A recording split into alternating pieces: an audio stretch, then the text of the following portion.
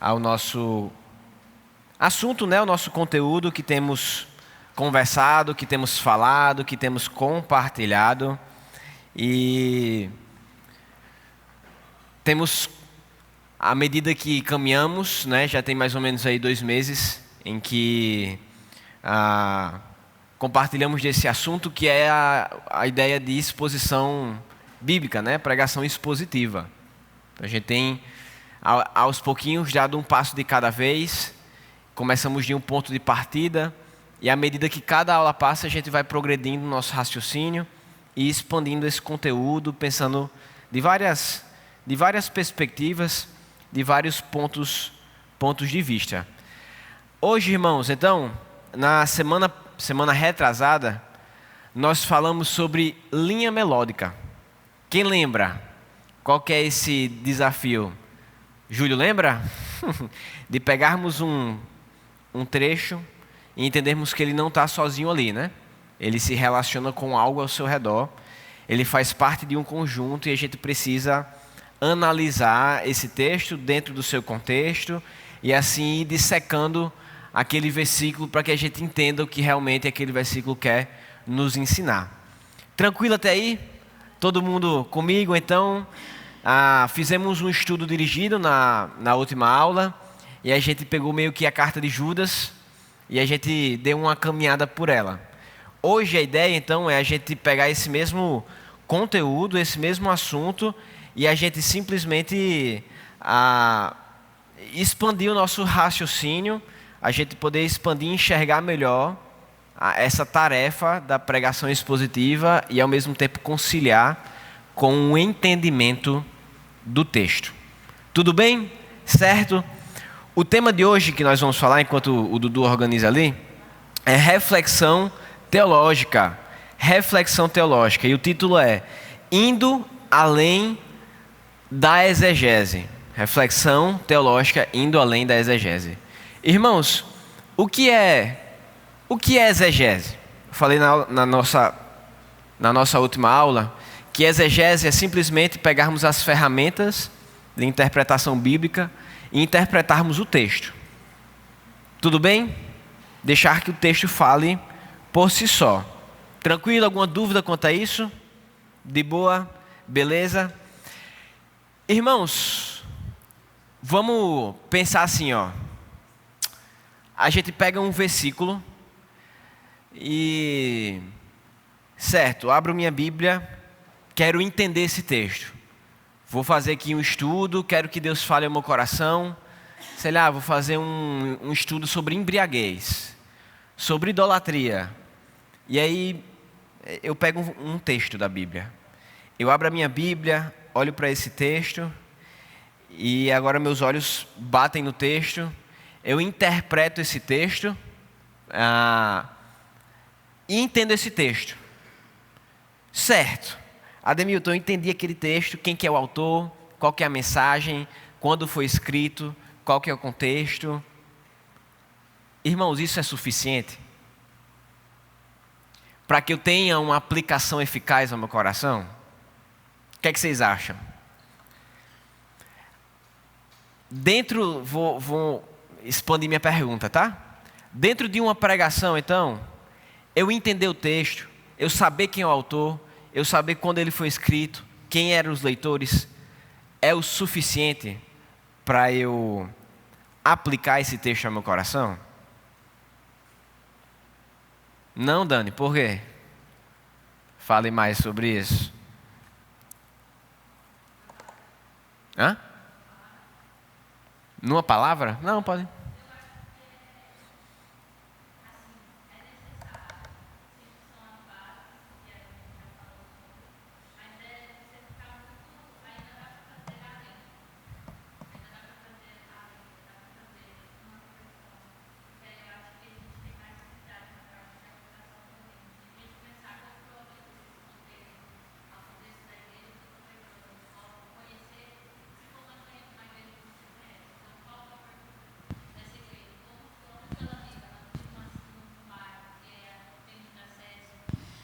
Muitas coisas. Tá. Muitas coisas levadas em considerações. Então, o desafio é entender o texto e trazê-lo para a nossa realidade. É isso que você está falando, né? Em outras palavras.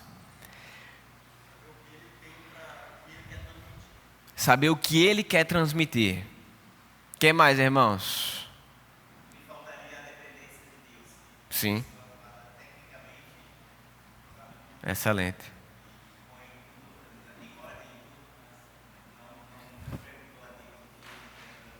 Sim. Sim. Sim. E não simplesmente como um livro científico, né? Onde a gente usa de ferramentas, onde 1 mais 1 é 2 e pronto. Né? A gente não está lidando com algo assim. A gente está lidando, como o pastor Pablo bem falou, algo que é vivo, é eficaz, que fala aos nossos corações, que falou lá atrás, que fala no presente e vai continuar falando até o dia que Cristo voltar. Né? Então,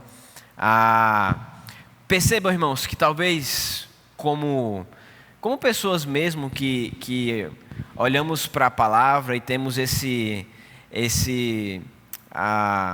contato com a palavra, talvez você conheça um texto bíblico, talvez você cresceu lendo um texto bíblico, você conhece o texto bíblico, você já leu várias vezes, sabe quem é o autor, mas aí de repente, numa pregação ou em alguma exposição, em algum momento você olha assim, rapaz, eu já conhecia esse texto, mas eu nunca tinha me caído a ficha que ele se relacionava tanto com a minha vida.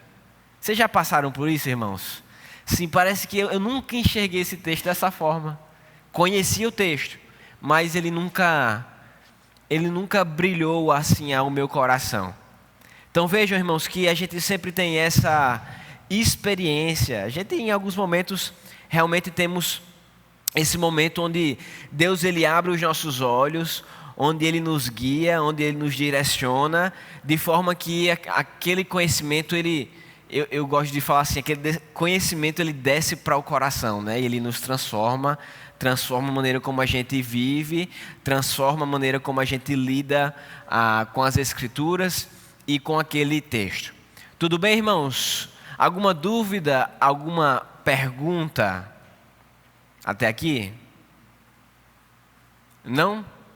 Tranquilo? Beleza? Então tá. Dudu, por favor, passa para mim o slide. Por que ir então além da exegese? Em outras palavras, por que ir além de simplesmente interpretar o texto, de conhecermos o texto? A exegese sozinha produz conhecimento, mas falta a verdadeira transformação. Então existe um conjunto de coisas que precisam estar caminhando conosco na hora em que vamos interpretar a Bíblia, na hora que vamos entender o texto e na hora que vamos pregar um texto. Precisamos ter esse conjunto de ferramentas, de fatores caminhando, alinhados juntos, para que a gente tenha realmente um direcionamento do Senhor, para que a mensagem do Senhor chegue aos corações, tá bom? Dudu, por favor, pode passar. O objetivo então da nossa aula é mostrar como a exegese ela conduz naturalmente à teologia bíblica e não ao moralismo. Aí eu vou dissecar essa ideia e vou explicar um pouco mais. Então a Bíblia ela não é uma coleção de lições, mas ela é uma revelação progressiva de Deus. A Bíblia não é simplesmente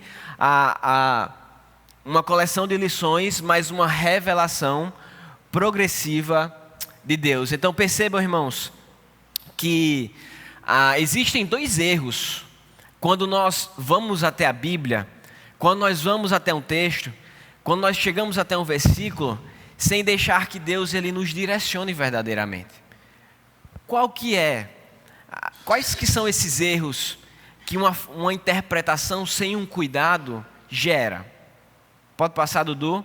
Primeiro, uma interpretação bíblica sem a dependência do Senhor, corre o risco de a gente cair num intelectualismo ou num moralismo. E não necessariamente a pregação, a interpretação daquele texto, gerar transformação. Se não vamos à Bíblia, irmãos, deixando que Deus nos direcione, facinho nós caímos nesses dois erros. Percebam o que significa isso? O que significa eu simplesmente entender o texto e simplesmente conhecê-lo? Pode passar, Dudu. O problema, irmãos, é que quando eu pego um texto, e tudo isso a gente tem, eu não estou dizendo que é errado, senão estaria me contradizendo, isso aí é tudo que a gente tem falado. O que é que a gente tem falado? Que a gente precisa interpretar o texto dentro do seu contexto, com zelo, com fidelidade, com ferramentas adequadas, tudo isso. Mas, irmãos, só isso não basta. Por quê? Porque senão a gente cai na pregação apenas intelectual, no erro da pregação apenas intelectual. Então, veja lá. Faria sentido, irmãos, eu chegar aqui, abrir o texto de Êxodo, a passagem do povo saindo da terra do Egito, indo para a terra prometida. Aí eu falo para vocês todo o contexto, o cenário, os fatores, o que era a nuvem, o que era o maná que descia. Aí eu falava sobre as algemas, as pragas, mas eu não mostrar como que isso se relaciona conosco. Entende qual que é o perigo de eu simplesmente olhar para a Bíblia e tratá-la como apenas um livro comum? Apenas como um estudo. Então, o papel do pregador não é esse. Não é ser um comentarista bíblico. Porque se a gente quer chegar aqui e apenas saber qual que era o contexto, a gente compra um comentário bíblico. Eu pego lá o Hernandes Dias Lopes, que tem uma coleção desse tamanho, e eu vou ler para saber. Eu quero ouvir o que é que Deus tem para me falar através daquele texto. E isso vai além de simplesmente olhar para o texto e entender quem é o autor. Eu preciso, para que a mensagem, claro, entendam o que eu vou falar, né? Para que a mensagem do Senhor seja pregada com fidelidade e zelo, eu preciso entender que o texto, ele é vivo. E ele se comunica comigo. E eu me comunico com o texto, como um leitor. Como alguém que possui espírito. E como alguém que o Espírito fala ao meu coração. Irmãos, tudo bem quanto a isso? Tranquilo até aqui? Quando perdemos o foco, irmãos, de uma palavra que é viva e que continua falando aos nossos corações, a gente acha que aquele ensinamento é para aquele povo e acabou. O texto não se relaciona. Então, o Antigo Testamento, naquela época era assim, hoje em dia... o Antigo Testamento a gente vira a página e agora é só o novo, a gente joga fora. Então veja que a gente corre o risco de primeiro, ter um foco excessivo na primeira audiência, que é os primeiros leitores. Segundo, usar de uma linguagem técnica demais. Eu acho que isso aqui é um dos nossos grandes desafios como crentes. Porque às vezes a gente fala tão crente entre nós, e a gente já entende alguns assuntos, que quando a gente vai ter conversa com pessoas que não são crentes, cristãs, a gente fala e eles não nos entendem.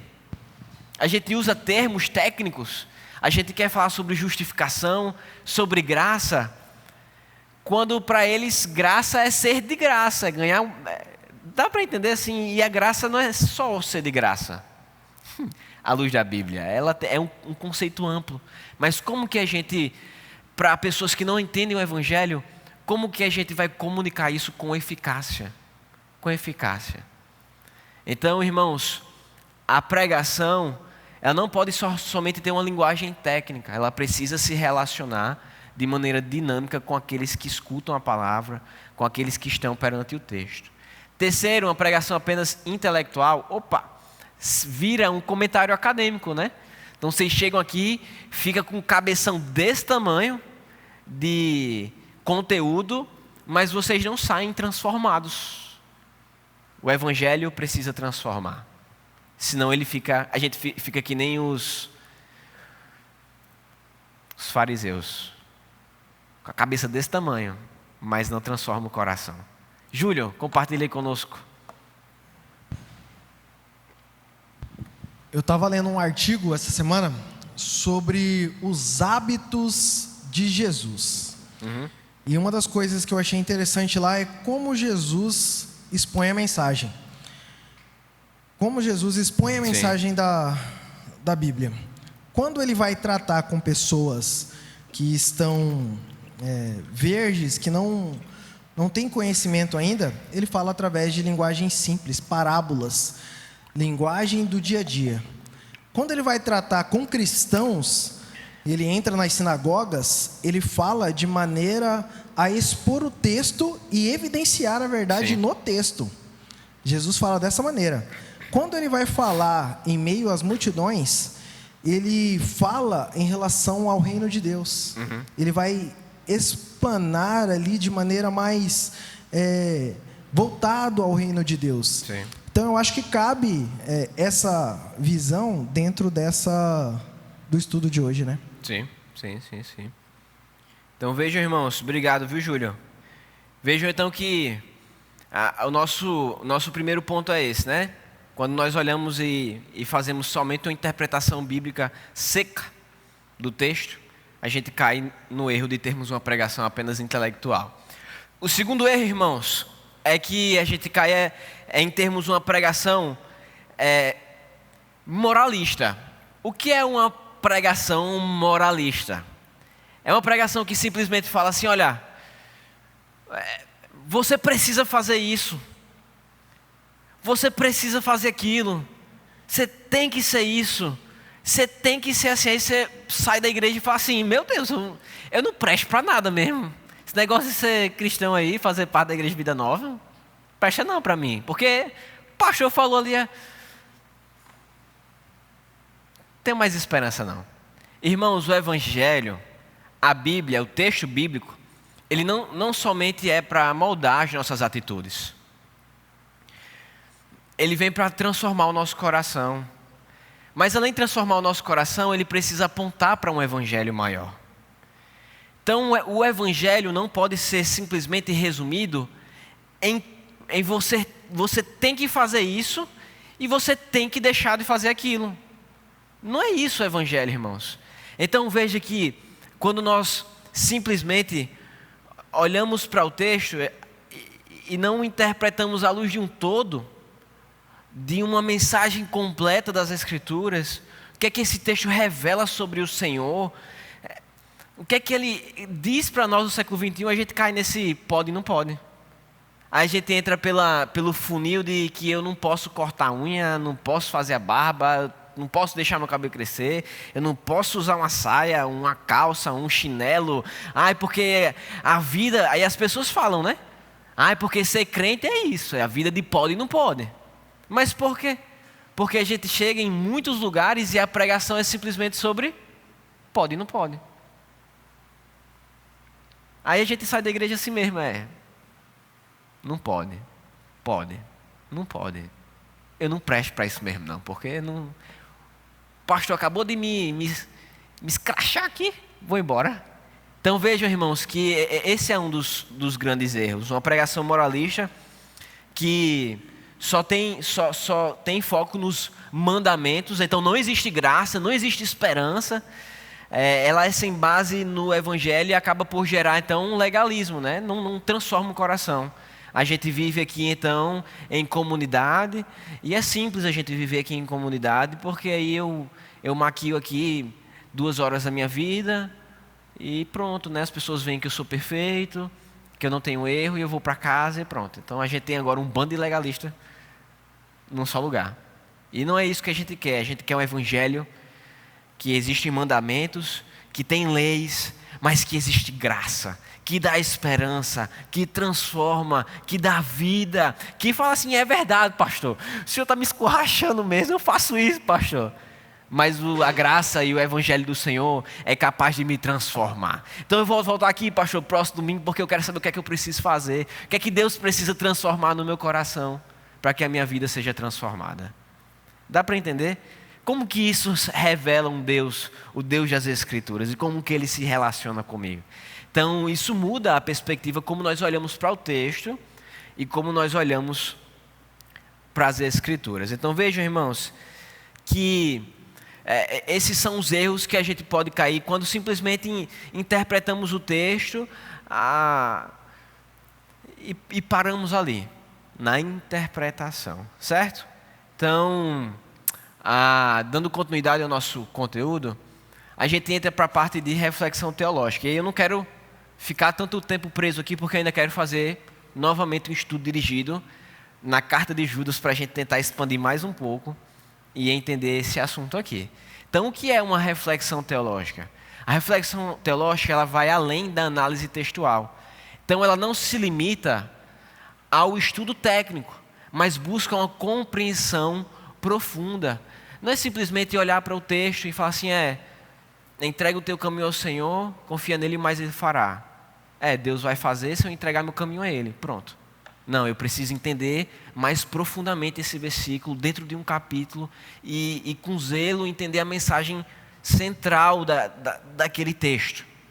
Então eu vou mais a fundo, eu me esmero mais, eu me canso mais, eu me esforço mais. Para quê? Para ter uma compreensão profunda do texto. Então eu quero conhecer o Senhor. E para conhecer o Senhor eu preciso conhecer profundamente as Escrituras. Então vamos lá, para conhecer o Senhor profundamente, né? Vamos lá, a reflexão teológica, ela conecta a palavra e prática. Então, irmãos, uma coisa é nós chegarmos na interpretação bíblica e pararmos. No momento em que a gente passa a refletir teologicamente, é entender, como que eu posso compreender esse texto de maneira profunda, mas como que ele se relaciona com a minha vida? Como que ele se relaciona com a minha igreja? No momento em que eu passo a pensar dessa forma, como que ele se relaciona com nós no século 21? Eu estou refletindo o quê? Teologicamente.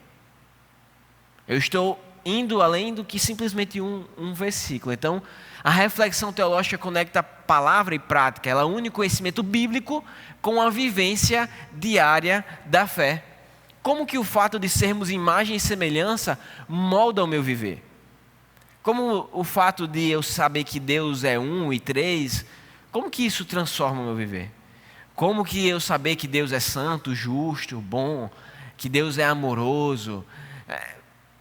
Como que isso transforma e se relaciona comigo?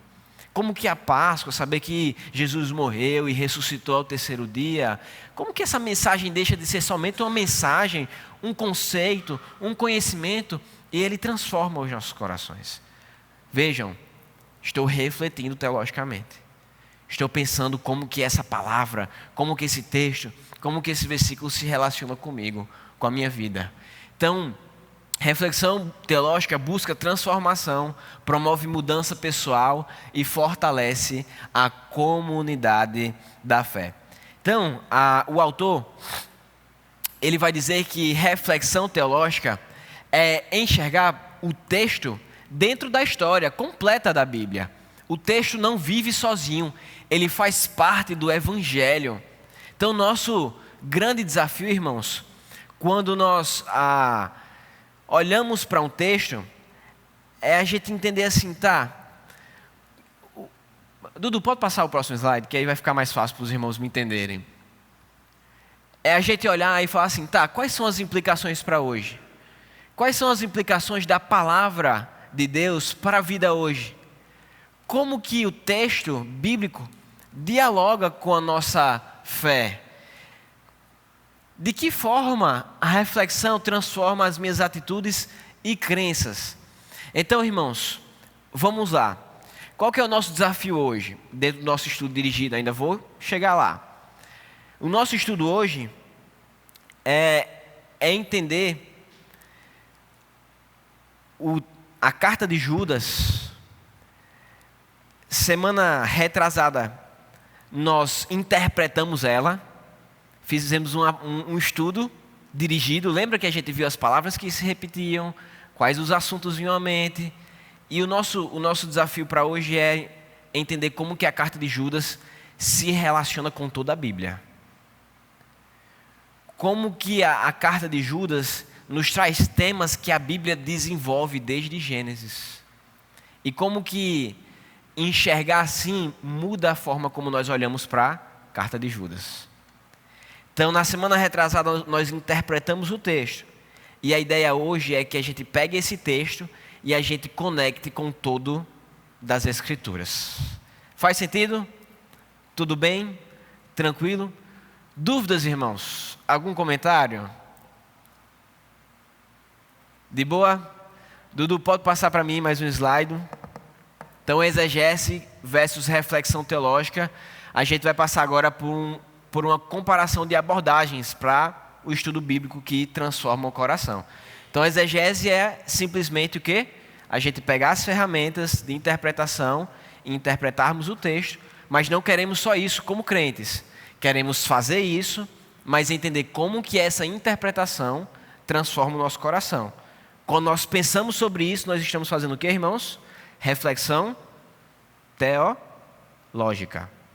Repita comigo, reflexão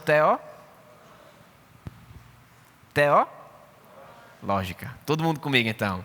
Beleza. Vamos lá. Qual que é o caminho da reflexão teológica? Nosso penúltimo slide para a gente passar para a nossa tarefinha, nosso estudo dirigido. Irmãos, para fazermos uma boa reflexão teológica, então temos que passarmos pela exegese. Temos que interpretar cuidadosamente o texto bíblico. Segundo, temos que passar pelo processo de teologia, então compreender o significado na fé cristã. Como que isso se conecta com o plano de Deus? Onde aparece no restante da Bíblia? Então, sempre que eu pego um texto bíblico, a gente vai desenvolver mais isso em outros módulos da nossa escola bíblica, que a gente vai aprofundar sobre isso. Mas onde na preparação da mensagem eu uso de teologia sistemática? Em que momento eu penso sobre quem Deus é? Como que esse texto revela? O que esse texto revela sobre o Senhor? Aí eu vou pensar sistematicamente sobre a teologia. Mas isso é assunto para outras aulas. A gente vai caminhando aos poucos. Terceiro, aplicação, vivência e transformação na prática diária. Como que essa mensagem pode transformar meu coração hoje? Certo? Então, Dudu, passa para o slide que diz assim, a teologia que não transforma. É o penúltimo slide, antes de terminar. Ai. Aí. A teologia que não transforma o coração é apenas erudição vazia. Entender o texto, interpretar o contexto, toda essa tarefa precisa ter um objetivo: transformar os nossos corações. Claro, dentro da nossa aula aqui, irmãos. Claro que interpretar um texto, entender dentro do contexto, tudo isso é para a glória do Senhor. Mas precisa descer para o nosso coração. Precisa nos transformar. Precisa ter aplicações que façam, que gerem transformação. E que me leve a ser mais parecido com Cristo. Deus assim será glorificado, com certeza, com certeza. Irmãos, tudo bem até aqui? Reflexão teológica é eu pegar um texto, aplicar para o coração, relacionar com toda a Bíblia, entender como que esse texto se encaixa dentro da história contada desde Gênesis que vai a Apocalipse. Vamos fazer um estudo dirigido, então vamos fazer grupos de... Meu amor, você fez a contagem já hoje? Não, né? De 8 pessoas. 8 pessoas. Grupo de 8 pessoas. 8, 7. Vai lá, irmãos. Quero ouvir os barulhos aí das cadeiras. Irmãos, vamos lá. Os grupos já estão feitos. Grupos de 6 a 8 pessoas. Ótimo. Certo. Cada grupo está recebendo 1 ou 2 folhas. A ideia é que, se vocês precisarem, vocês dividam aí na metade para vocês fazerem as anotações, tá bom? Irmãos, como no nosso... todo mundo aqui comigo, vamos lá. Como na nossa última aula, a ideia é vocês anotarem, rabiscarem. Agora, se você nunca riscou sua Bíblia, agora é hora de riscar a Bíblia, de grifar o texto, de fazer linha, de fazer a bagunça aí para você entender o texto, certo? Então a gente vai começar a fazer um estudo juntos, tá bom? Não tem slide nessa parte. Então eu preciso que vocês prestem bastante atenção nas minhas perguntas. Eu vou fazer uma pergunta por vez, vou dar um tempo, e a gente vai passar uns 20 minutinhos então nessa dinâmica, tá bom? vou fazer uma pergunta, vocês interagem com o grupo e interagem comigo. Tá bom? Então a gente vai ser dinâmico aí nessa ideia. Então, antes de avançar, vamos lembrar o que é que a gente viu em Judas. Abram suas Bíblias em Judas. Judas capítulo 1. Só tem um capítulo, né?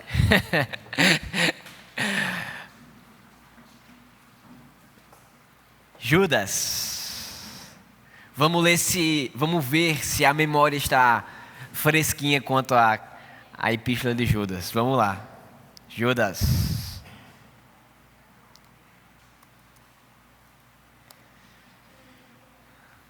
Todo mundo com a Bíblia aberta? Tudo bem? Irmãos, quem lembra aí qual a ideia desse texto? Quem lembra os temas que saltaram aos nossos olhos na nossa última aula? Eu lembro que o Adailton usou uma palavra-chave para nos ajudar. Ele encontrou uma palavra-chave. Vamos lá, quem que lembra, irmãos? Os temas que vão tirando da cartola aí. Qual que é o tema central? Qual que é a linha melódica? Vamos lá. Quem lembra? Quem lembra? Quero ouvir vocês. Irmãos, o grupo que souber pode falar em voz alta, tá? Para mim? A gente vai interagindo com o grupo e comigo. Tá bom? É, né, Dani? Adriana, Ademilton? Guardar. Ser guardado. Um alerta contra os falsos mestres, que estava fazendo o quê? Entrando no meio do povo de Deus, com falsas doutrinas. Lembra, irmãos? Tudo bem? Então, veja que a gente tem todo esse tema de falsos mestres, de ser guardado, de cuidar com a sã doutrina, de estar alerta. Então, talvez se a gente fosse fazer uma ideia central do texto, a gente poderia dizer assim, olha, vamos resumir a mensagem de Judas. Precisamos defender a fé, por quê? Porque há falsos mestres. Precisamos zelar, nos guardar, por quê? Porque existem falsos mestres no meio do povo de Deus. Certo? Tranquilo? Agora pensem, irmãos, se eu entendo isso, e a gente para aqui, que se a gente entende que a gente precisa defender a fé porque há falsos mestres, quais tipos de aplicações eu poderia fazer desse texto? Se eu paro aqui na ideia central, precisamos defender a fé porque há falsos mestres, quais aplicações nós trazemos para nós hoje e nós fazemos? Discutam aí entre grupos. Vai lá. Papel, mão mexendo, língua funcionando. Quero muito barulho agora.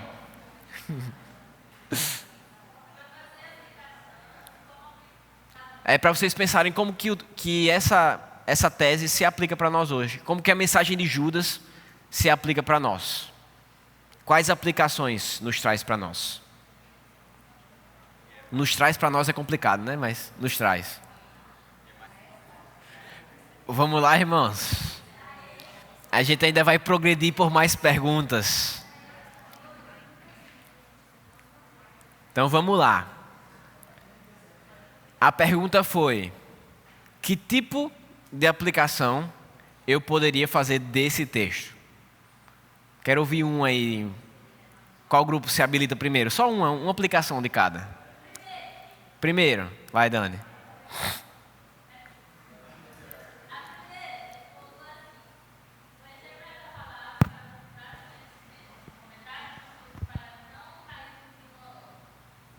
Repete com o microfone aí para todo mundo ouvir. Para não cair nos em lorota foi boa, né? Tá. Conhecer mais a palavra procurando aprofundar o conhecimento com comentários e estudos para que não caiamos em lorota.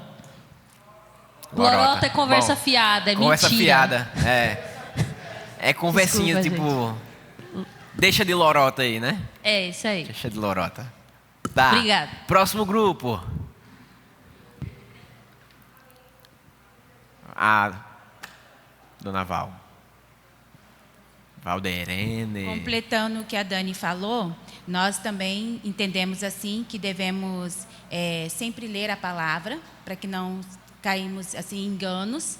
E também o Pedrinho falou que devemos nos conservar, né? Sim. E lá no versículo 21 fala que como podemos conservar? Lendo a palavra, em oração, meditando, né? E no versículo 21 fala: conservai-vos a vós mesmos no amor de Deus, esperando a misericórdia do nosso Senhor Jesus Cristo para a vida eterna. Então, como que nós podemos conservar? É na palavra, buscando a palavra, a verdade. Próximo grupo. Obrigado, irmã.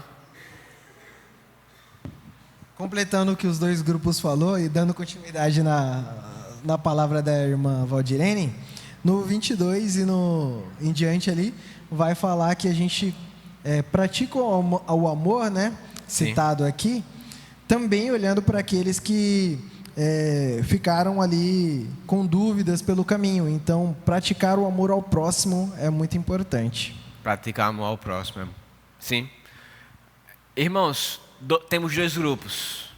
As aplicações são diferentes ou caminham no mesmo sentido? O grupo do pastor Pablo. Também de precisar zelar pela palavra, estudar a palavra para se manter firme.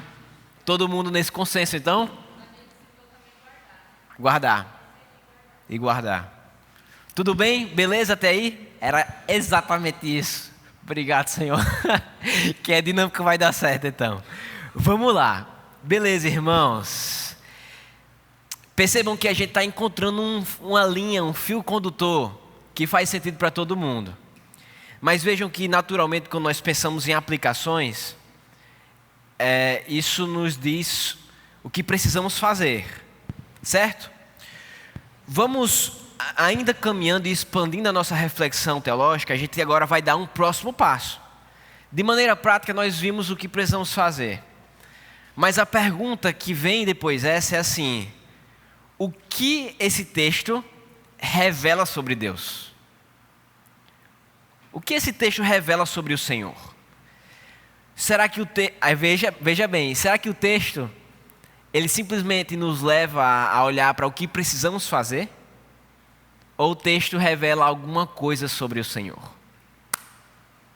Discutam, vamos lá. Irmãos, 3, 4 minutinhos, viu, pra gente, senão nossa dinâmica vai ficar... As crianças vão ficar loucas lá em cima, vamos lá. 3, 4 minutinhos.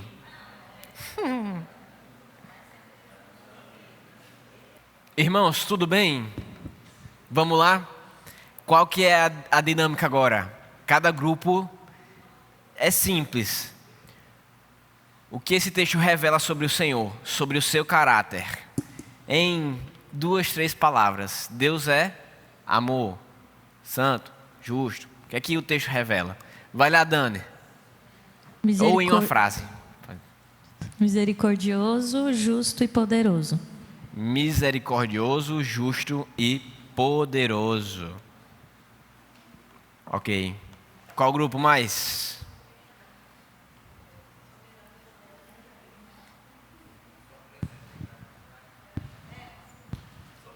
Amor, misericórdia e compaixão. Amor, misericórdia e compaixão. O grupo aqui do Edson falou que Deus é soberano. O que mais? O grupo da Val. Laura. Já falou? Grupo do pastor Pablo.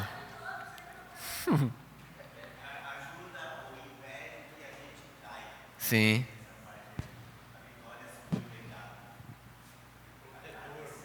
Protetor. Sim. Sim. Veja como é bom, irmãos. Uma tarefa que nos ajuda a enxergar também. Claro que o texto em si já vai mostrando um Deus entre linhas, né?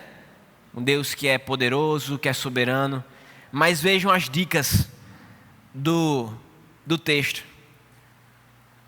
Vamos ler junto o versículo 1 e ver se todos chegamos em uma conclusão sobre Deus. Judas, servo de Jesus Cristo, irmão de Tiago.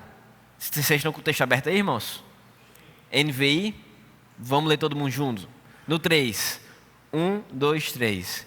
Judas, servo de Jesus Cristo, irmão de Tiago, aos que foram chamados, amados por Deus Pai e guardados por Jesus Cristo.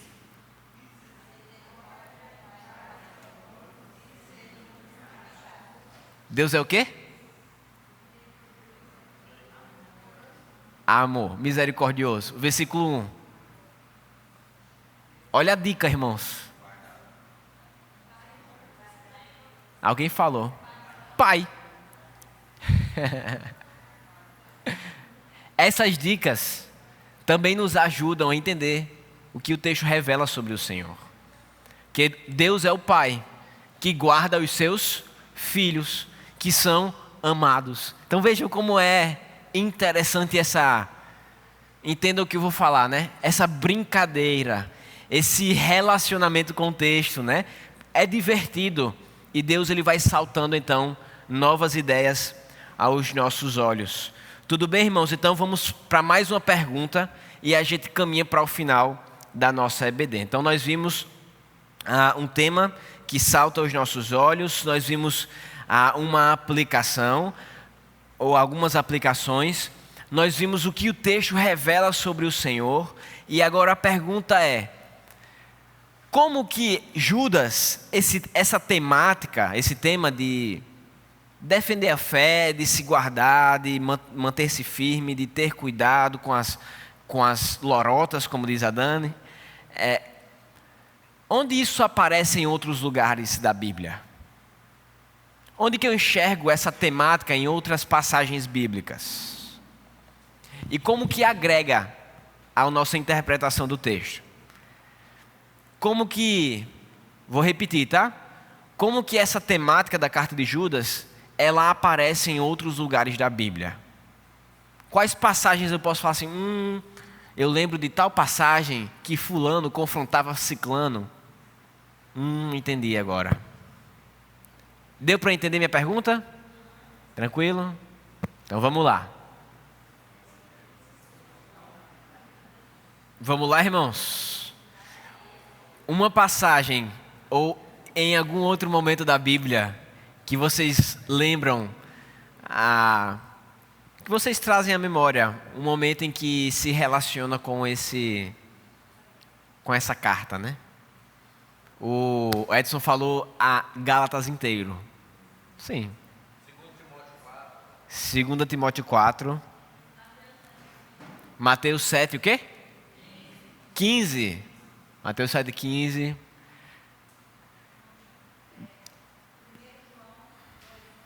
Primeira João 2:1. Grupo do Júlio aí, do César. Achou alguma passagem?